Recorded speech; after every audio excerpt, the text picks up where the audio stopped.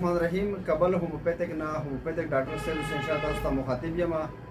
نن د سره د یو خورکۍ د زمونږه یو روډ دی زمونږه چې د دې د واده 15 کاله شوي دي. دا ویډیو هم هغه کوي په خپله باندې په میډیا ته ځکه مخامخ کوم چې د پښتو وطن دی نو په میډیا باندې موږ لکه دا مخامخ کولی نه شو. خورکۍ زموږ سره هم ناسته دلته کې نو د دې 15 کاله د واده شوي دي. په اوله کې یو ماشوم شوی دی او بیا دې بچی نه کېدو.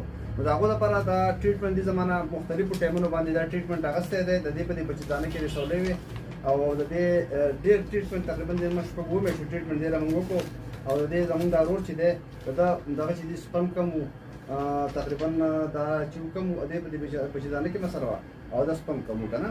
نو دې له موږ دا ټریټمنټ شپږ اووه میاشتې وکړو. نو د 14 دا 65 زما خیال دی ختلي وو که نه.